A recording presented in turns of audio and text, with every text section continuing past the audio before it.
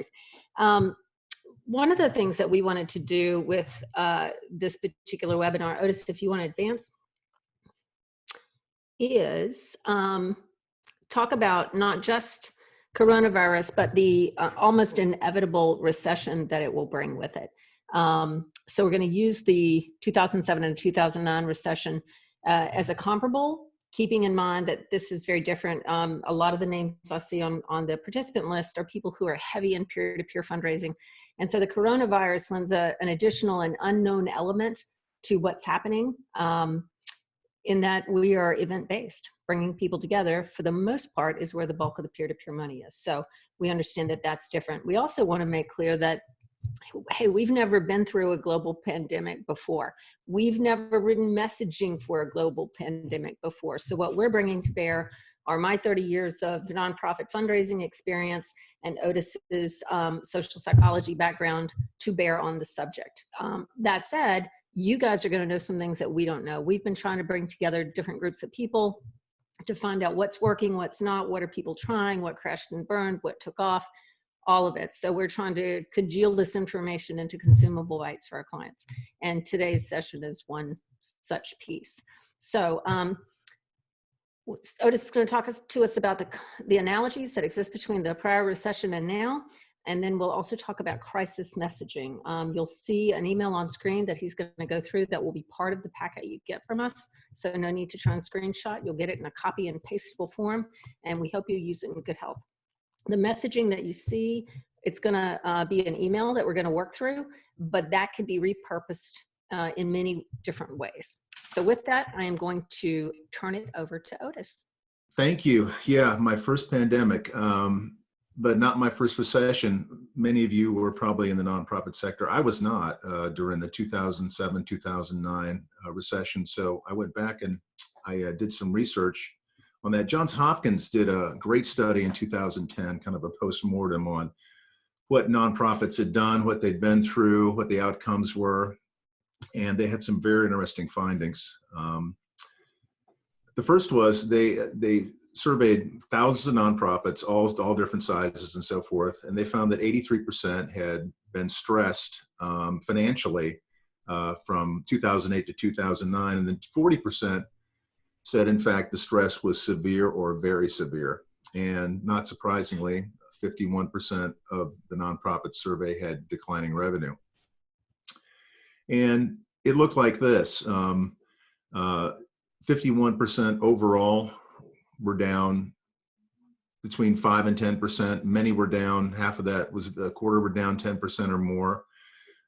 Individual contributions, not surprisingly, was very similar to the average because individual contributions make up the bulk of nonprofit donations. So 32% were down 10% or more, and overall 53% were down 5 to 10%. So, you know, it was a pretty deep hole that nonprofits found themselves in, but they showed tremendous resilience. It was fascinating to me that nonprofits actually boosted employment in the United States during those 2 years, while the for-profit world employment declined.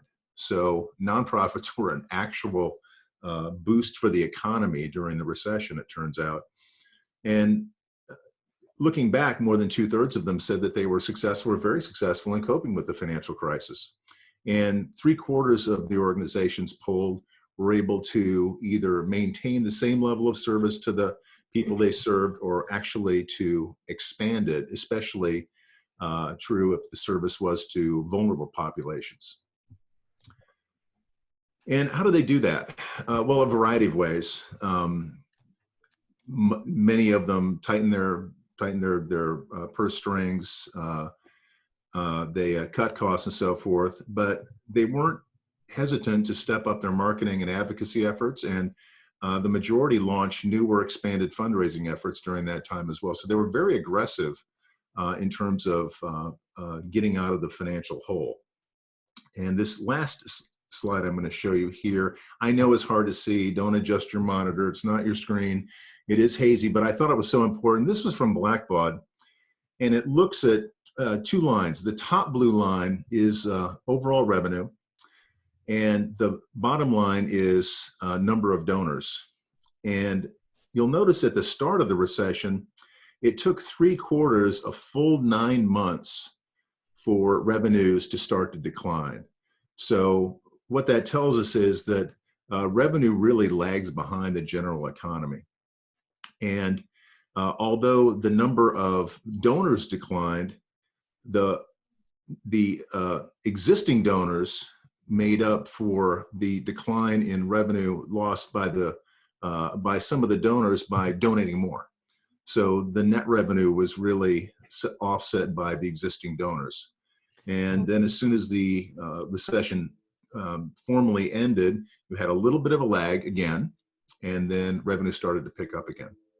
So to put it in, well, first of all, Robin Mendez, I know you're on the call, and we're sorry this deck didn't exist as of 6 o'clock last night. We pulled whatever we could to put it together. So Blackbaud has a much prettier graph that they can show you with the same thing. What this means to us is that the people who love us stayed, and we weren't able to acquire new people as effectively. That's what these numbers mean. And as we go through this turmoil, I think that's really meaningful to us. Looking to the past, it seems like the past is telling us, love the one you're with, you know, dance with who brought you to the party at this moment in time. So keep going. Oh, I should also disclose for people who don't know us, Otis and I are married. So we're over familiar sometimes. Sorry about that. The first time we've ever had the love the one you're with reference in a webinar. You know, Katrina, actually, we just got back from Scotland last Wednesday. We got back 3 days just in time based on what happened at the airports. And we were over there. I took a master class in Scotland in donor-centric fundraising. And what I'm going to share with you much of that really comes from that class, although I've been trying to achieve a lot of the things that donor-centric fundraising is all about, because it so matches so well with what I know about social psychology. And I think that for this current crisis, if you will, again, it's our first pandemic, but I think that a donor-centric approach is particularly well suited to kind of motivating people in this environment and getting us through. I think it's something that all nonprofits should take a serious look at if you haven't already. So what is donor-centric fundraising? The easy way to say it is, what's your you count? How many times have you talked about the you, meaning the reader, the supporter, in your copy, in your communications? It turns out it makes an enormous difference. So the donor whatever, most nonprofits talk like this. We did this, we did that, we were amazing, and by the way, thank you. The donor's kind of taken for granted. It's all about who's the hero. The hero is the surgeon who performs the operation. But in donor-centric communication, the hero is the person that enables the surgeon to do the operation. So donor-centric communication looks more like this. With your help, all these amazing things happen. Without your help, they won't. Now that's kind of a very shortened version of it, but you can see how you can stretch that out into a full-blown communication. And it turns out that this raises a lot more money. How much more money? About double. Marketing studies show that when you take a donor-centric approach, you can double or more the return on direct response anyway than when you take a more mission-centric approach. Now, we assume this works for peer-to-peer as well, because most things work the same way in the peer-to-peer world as they do in the direct marketing world. This is actually a picture of the place that I took the course. Katrina's, you can maybe able to make her out there on the left, drinking tea. That was what she did while I was in the class, 10 hours a day. But even the cows there say, you know, double. This was on the shores of Loch Ness, and I worked, and Katrina drank tea and wine at 3. So I'm going to show you now a sample. Katrina, why don't you set this up, what you asked me to do last week and so forth. Sure. So I went to Otis last week and I said, hey, I need you to help me think about what And this is our normal process. What psychological biases are we looking to trigger in this particular effort? And usually that effort is about acquiring new donors, it's about acquiring new fundraisers, it's about activating fundraisers. But this time it is about keeping people with us. How do we protect our relationship with people as we go through this crisis? So we sat down, we thought about, what are the psychological biases that we need to trigger, and how are we going to trigger it? And it's interesting, when Otis and I wrote our book together, it was really easy and fun. We just had to put the words on paper of what we already knew. This kind of writing is technical writing. It is not, can I make you cry writing? It is not, can I make you laugh writing? It is, can I trigger the psychological bias in you? And that's what Otis is going to work through. The end result of my request to him, this is what I'm trying to trigger. I want them to stay with me. I don't want them to ditch me for their own family. I don't want our relationship threatened. How do I make that happen? And this is what he came out with, and he's going to walk you through each portion of the communication, why you put it there, and what it means and what it does. Yeah, and again, you'll get a copy of this. Don't worry about copying anything down or anything. You'll get a copy of this this afternoon or tomorrow. So I'm just going to read over this message. So this would be something that you would send now, if you haven't had a recent communication with your folks. Dear First Name, these are troubled times. I'm reaching out to you today because you're a caring, compassionate member of the XYZ community. Without your support, we would accomplish nothing. Usually when I write to you, I tell you about the great things that you make possible to the organization's mission, or I ask you for your support or your time. Although what you do is critically important to hundreds of thousands of people, I want to talk about none of that today. Because as important as I know the XYZ family is to you, now is the time that we all must take care of our families and our homes, our parents, our children, our sisters and brothers. Until we get through the crisis that has been created by the coronavirus pandemic, that must be our focus. Now is the time we should concern ourselves first and foremost with our own health and safety, and that of those whom we love. You can be sure that the work of the organization will go on. That's because our community is made up of people like you. I know that you're committed to our mission no matter what. In good times and bad, I know you're with us. That's what makes you special. I will be in touch again soon to bring you up to date on what's happening with the organization. But for now, please take care of those you hold dear. Sincerely, and it should be signed by an individual. And then there's a PS here. If I can be of any help to you in any way, please let me know. Okay. Katrina, anything before I go on? Again, this is a letter. It can be positioned in any way. But as you talk through the psychology of the thing, I think it'll become clear where people should put it. If it's an email, the from should be the same individual who signed the letter, not the organization, but rather the individual. And the subject line should be something written in a similar fashion. Yeah, and if I was criticizing myself on this, because I didn't have too many times to edit it, I usually edit it over and over again. This runs a little long to me. But anyway, these are the components of the letter. First sentence, these are troubled times. Your first sentence, I try to keep them below 6 words. They should invite the reader to more. This is on top of mind for everyone, troubled times. I think that does the job to get you in. One of the people at the teaching the master class was a gentleman named Tom Ahern, A-H-E-R-N. If you've never read any of Tom's books, I recommend you get one immediately. They're awesome. He is awesome. He's one of the premier copywriters in the United States for nonprofits. And he says, the first sentence either invites you or says goodbye. And so, the first sentence is critically important. Next part, I used a couple words, caring and compassionate. It turns out that there are 9 words that people have agreed upon describe people who are of high moral character. And caring and compassionate are 2 of them. So I'm trying to trigger in someone's mind the idea that I'm recognizing them as someone who is that type of person. People like that. Without your support, we would accomplish nothing. It gives all the credit to the individual. This is all about you. Our work, we couldn't do anything unless it was with your support. And if there's any doubt that this letter is about you, the reader, I use the word you 17 times in this letter. You or your. People like to read the word you. they resonate to messages that are about them. Now, this is kind of the meat of it. I kind of think of this as a permission letter. We're giving people permission to, well, people have competing priorities. The nonprofit is a priority for long-term supporters. Their family is a priority.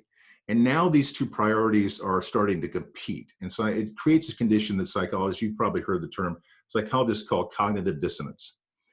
And often, in order to cure this dissonance, to lessen the dissonance, the conflict between these two ideas, what people will do is they will diminish the importance of one thing in order to enhance the importance of the other. So in order to enhance the importance of the family, they'll diminish the importance of the nonprofit. And we don't want that. So what we're doing here is we're giving the people, we're just saying, listen, you've got our permission, go care about your family. They should be first and foremost.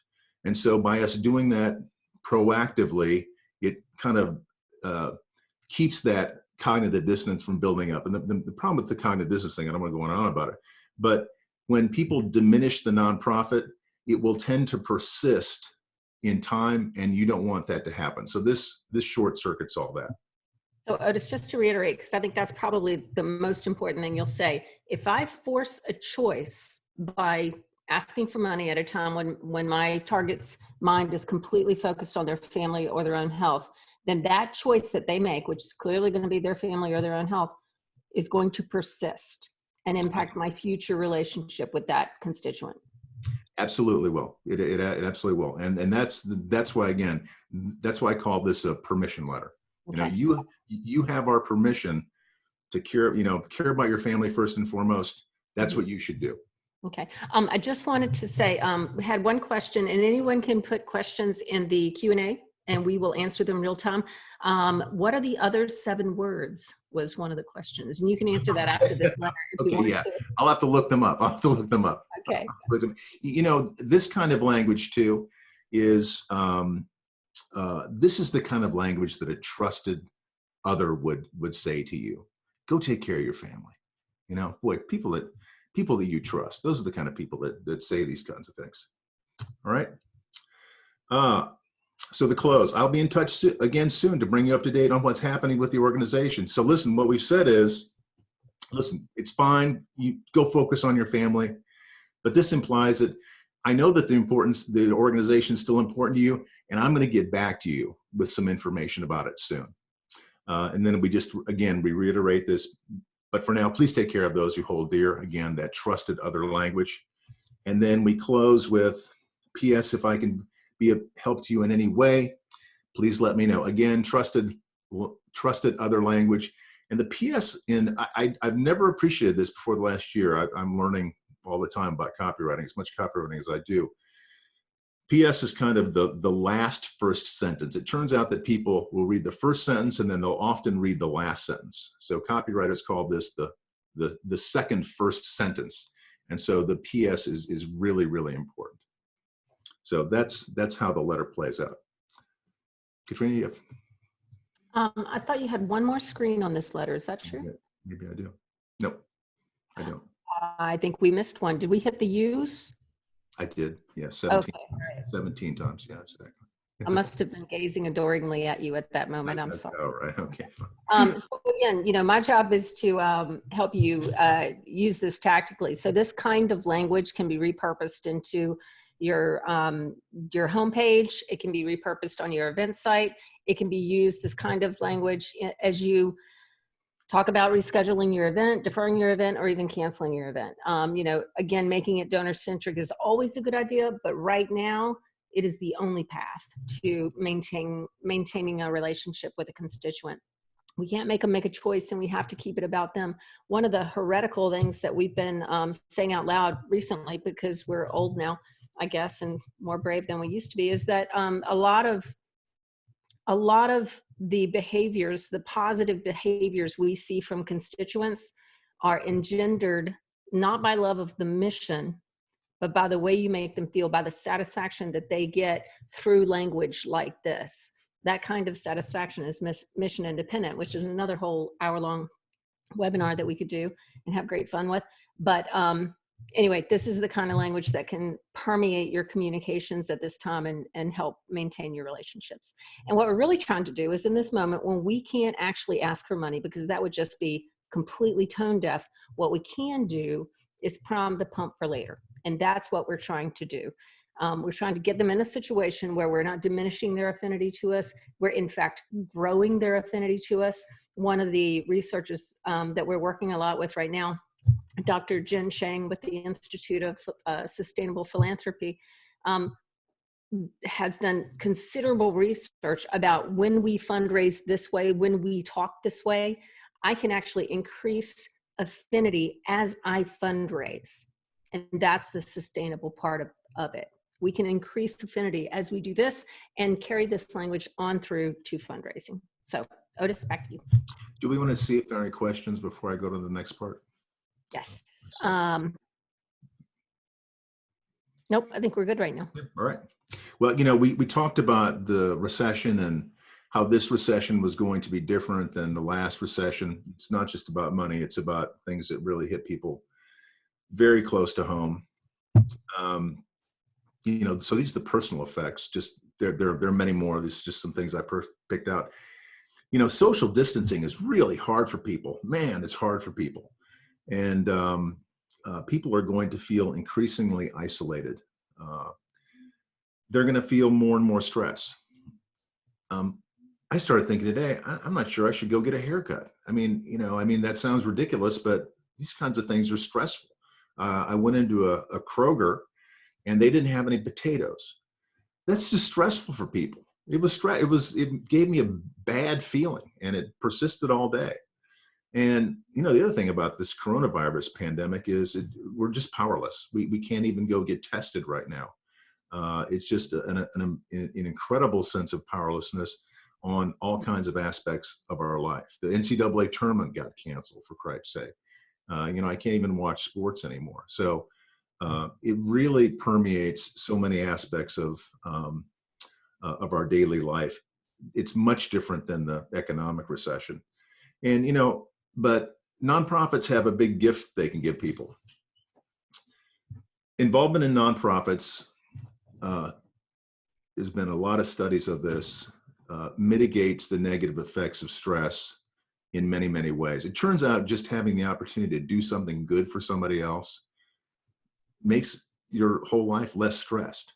And so this is a gift that we can give to our constituents over and over because they have many opportunities to serve others. And that's one of the great things about being involved in the nonprofit world. So, you know, for the isolation, we can remind them that they're part of a community and it's in a community that does important work. We can provide them with an opportunity to do good. And in our messaging, we can tell them what their support accomplishes. And we can also create opportunities to take action. Things like doing a Facebook fundraiser for us, doing a GoFundMe, giving them a call list of folks in the organization and asking them to, would you make a 5-minute call and just thank them for being part of our organization? These are all things that increase a person's what psychologists call agency, their sense of that they can actually have an outcome by doing some kind of an action. And agency is very, very important to people. Otis, we had a question from Jessica, and I think you just answered it, but we'll expound a little bit. I agree with the refraining from asking for donations at this time, but are we also opposed to asking them to be involved in other areas of involvement, raising awareness online, registering for free future events, keeping them engaged in other ways outside of fundraising? Absolutely, yes to all that. I saw a wonderful example of someone doing that. But we did this same session at 1. In between, I'm checking email and Facebook. My gym leader on Facebook asked the gym members to talk about what they missed about working out. And he asked them a series of 5 questions and then asked them to post their video responses on their Facebook page. And he is flooded with responses. People want to be asked, they want to be seen, they want to be thanked. So absolutely, this is the time to do that. Again, using the the youth-centric sort of path to it. Any other thoughts, Otis? No, I couldn't agree more. And, I don't know, people, organizations have different messaging schedules and so forth. I would suggest doing more messaging. People are going to feel increasingly isolated as this goes on. And I'm afraid this is not going to be, certainly not going to be weeks. It's going to be months. I don't know how many months, but people are going to be increasingly isolated, especially if, of course, you don't want to have a fundraising appeal in each of these messages. But yeah, having a kind of a regular kind of a schedule of welcome to working from home. As my mentor and friend Tom Ahern says, these are love notes. Many of these are love notes, and they're about the person. They use the word "you" a lot. People really like getting these things, and so yes. So, and the other thing that I think we can give to people is many of us come from environments where there are natural groups of people. There are team captains. There are the people who typically attend an event. Helping those people connect to each other in any way, even rudimentary, checking on each other, Facebook groups, Facebook Live, whatever we can do to connect them to each other is as good as if they're connecting to us, and helps them with the isolation, the stress, and the powerlessness that they're feeling right now. Yeah, and to that point, the next message is you should just think of ways. And again, Katrina and I aren't pandemic message experts, but think of ways that you can empower your constituents. Your messages, I don't know if you've ever heard the BOY, because of you, we're able to, et cetera, et cetera. Tell before and after stories. This woman, Shelley, was homeless, and because of you, now she has her first home, et cetera, et cetera. Tell them why they're needed. And if folks have any kind of connection to the coronavirus, it's funny, we were on with CEO from the Prostate Cancer Foundation. He was telling us how his group is at risk. And of course, things like diabetes. If there's any connection, boy, that is a call to action for your constituents. So whatever connection is there to the coronavirus, make it, because again, people are anxious to take agency, to not feel powerless. So that there are all kinds of ways that you can marshal individuals around, make them a part of something bigger than themselves. Psychologists talk about people have a need for connectedness in any time in their lives, but especially when they're isolated and so forth, they have an especially acute need for connectedness. So play that up in your messaging as well. Now I'm going to show you a little psychologist trick, a little psychologist sleight of hand. And there goes our daughter. That's my daughter.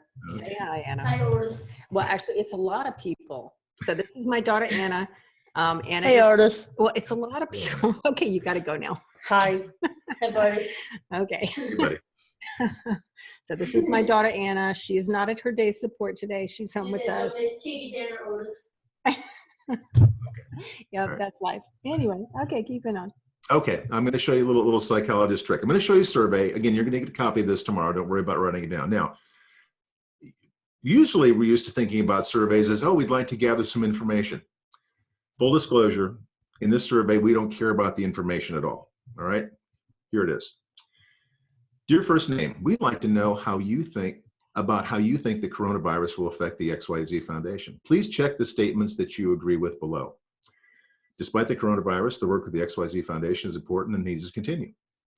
The foundation provides me with a sense of community. Despite the coronavirus crisis, I'm still committed to the foundation. And thank you for taking the time to give us your thoughts. Now, what this is what psychologists would call these items prime the reader.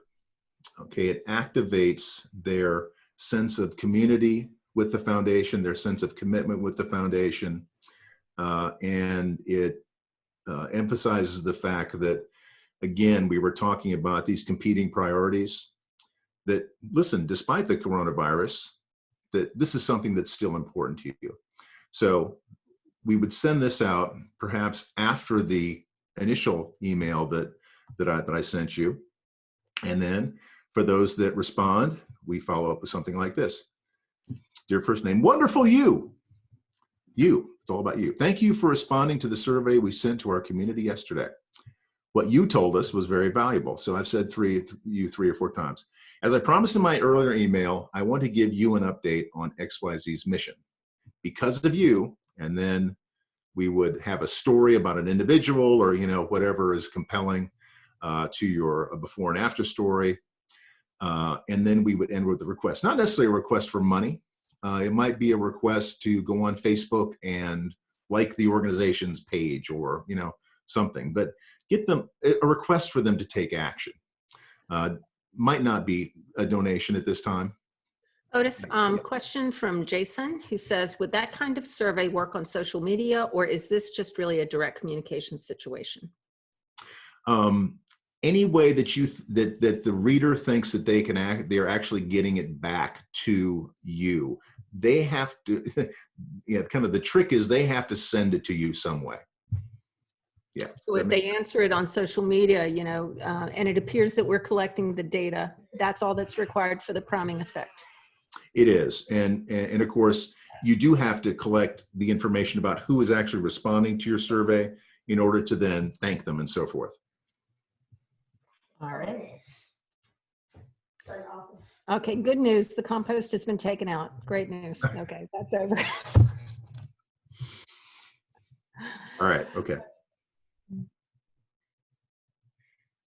Focus. All right. All right. So this is what you could not do with social media that you can do with the direct response. Right. Exactly. That's exactly right. Exactly right. And those of you, I know those of you who code your messages in HTML, this is an easy thing to set up in an HTML.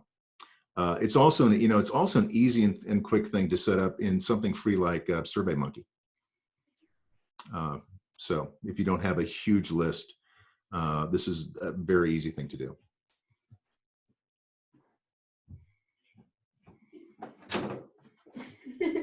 That's when you were the phone. Okay, and now she's back here. Okay. I'm so sorry. This has been life. I hope other people are having this happen. If you could just chat me that if this happens to you at home during this thing, it would make me feel better. So okay. Anyway, all right. Any questions that anyone has? Some of the questions that came in on the first call that we did today was were surrounding, if I'm debating canceling my event, I'm not sure what I'm going to do. How should I handle that? And our advice is, number one, we are, Jennifer says, currently happening with my pets. So thank you. And Suzanne, thanks.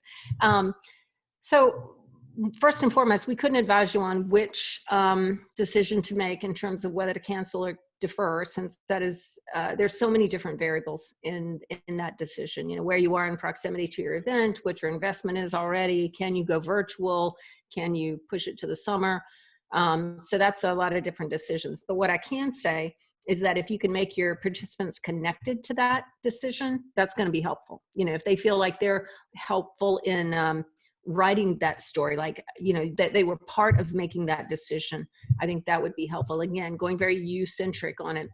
I don't say donor-centric because a lot of the folks on this call, our job is to push on fundraisers, not donors. So it's very you-centric, everything that we do. Katie, 2 boys and a puppy. I'm with you. Yes. 8-year-old in your lap. That's nice. This is great. Thank you. I don't think the entire audience can see this, but apparently a lot of you have kids in your lap right now. So that's great. All right. Suzanne, do you feel like we should lay low this week and then start building up communication next week with so many unknowns? My answer is no, don't lay low, as long as you go with Youthcentric Communications and we're not yet asking for money. I think the moment where we begin to ask for money is a judgment call, and we should be ready to push the button. But for example, if the death toll rises dramatically and continues to rise, I would say we're not asking for money until we see some hope on that front. And once we see hope, then we can then we can start asking for money again. We can ask for engagement. We can ask for volunteerism. But at this moment, we just can't ask for money. Otis, any other thoughts? No, I don't know if everybody can see the Q&A, but Robin Mendez, our friend at Blackbaud, has given us the link to the best ever kid Photobomb link that everyone should see one time or another. A gentleman at the BBC is reporting from Asia, I believe, and his kids walk in, and then his wives try to get them out of the room, and it's one of the funniest things I've ever seen. So anyway, it happens to the best of us. All right, I got to read Jessica's. My husband likes to stand behind me eating Cheetos during all of my video calls as he thinks it's funny. I now have a permanent post-it over my camera because I don't trust people can't see him. So, okay, we don't have that going on. That's a good thing, I guess, but we're close.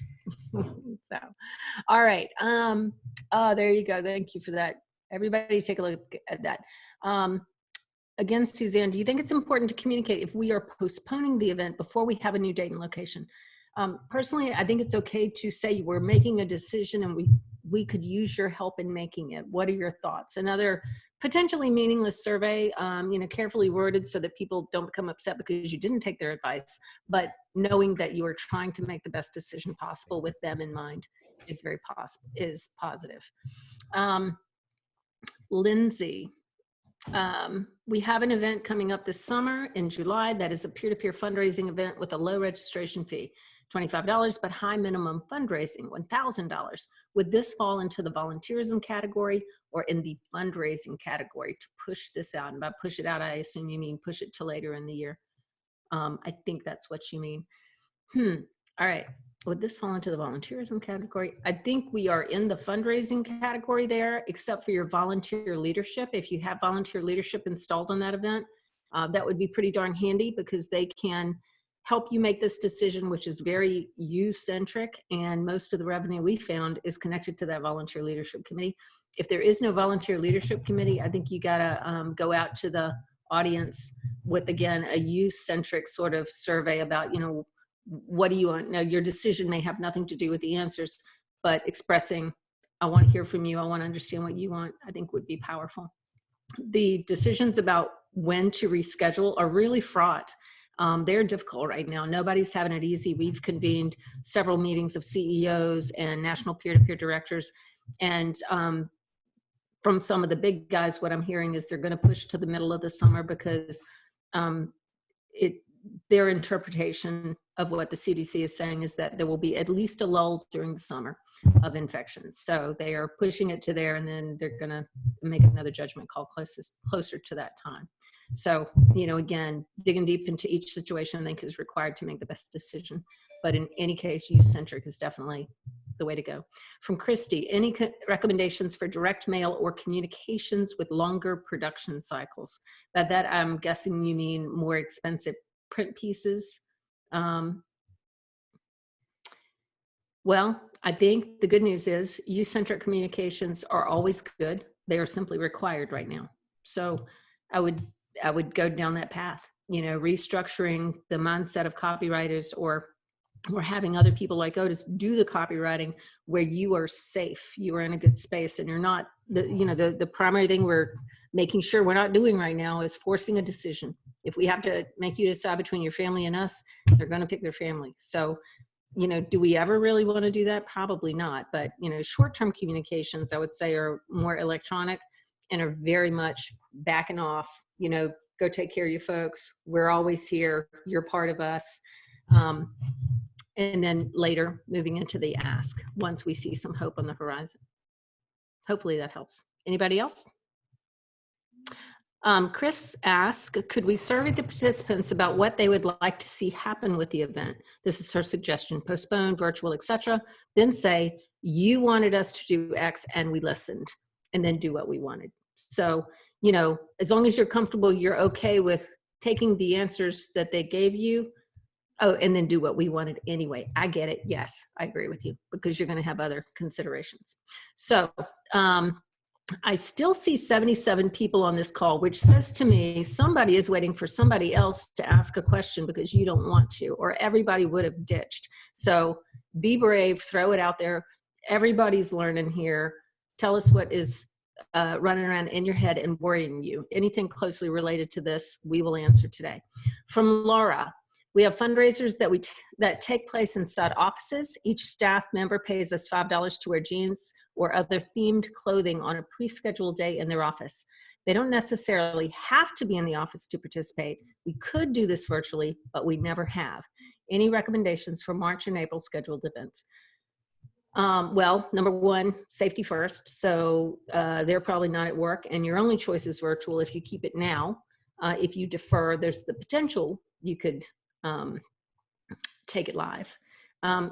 My personal feeling is that once we're through this, we're never going to go back to the way things were before. I think this is forcing us into something that we've been pushing against. I think people my age particularly have been clinging like we are drowning onto walks and on the ground events run just the way they were run 20 years ago.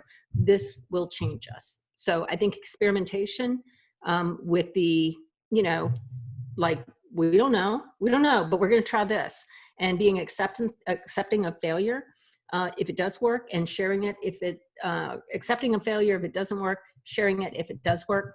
That is required. We just don't know. So I would, my best guess, knowing what I know, would be have it virtually, become adept at live streaming, because that is going to be part of our world. That is how we know each other now. Just like, we were debating what % of communication do we preserve? Like if each of you had your camera on, talking to me and Otis, what % of communications do we accomplish? You've heard the old thing about 7% is words and text, and then there's more if you can see the person, or hear their voice, and there's more if you can see them.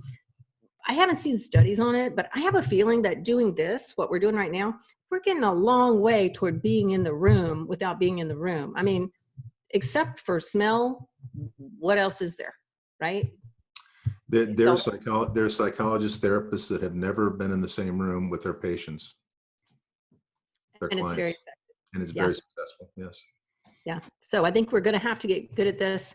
Live streaming is a way of life now. Bandwidth is going to be our most treasured resource, and we may never go back in full to the way we did things before.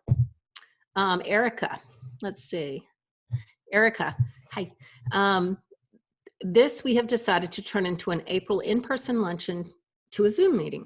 The purpose is to request corporate support for our October event, team volunteerism and sponsorship. Are there ways to still stay you-centric in communicating this change? Yeah, I think there is. We're trying to protect your health. Your involvement is important. We want to see your face. We want to be with you. And this is as close as we can get. The other gift that you might be giving them is teaching them how to do this for the first time. I'm a deacon at my church, and I am the youngest deacon. God help us all, right? And teaching the other deacons Zoom this past week was, number one, the hardest thing I've done in a long time. And number two, they were delighted. They were delighted. It was like, when you give your grandma the digital photo frame and all the pictures roll through, they were delighted, like that kind of delighted. Like, oh, I didn't know this could happen this way. I can see your face and hear your voice. It's like you're here. So, when we go to that space, we're going to be giving a gift. It is going to be really hard, and we should all buy stock in Zoom and go to meeting. But yeah, I think it can be done. To Erica. All right. Anybody else?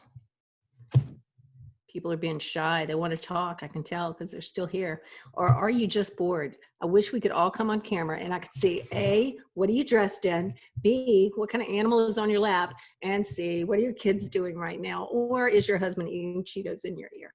That would be fun.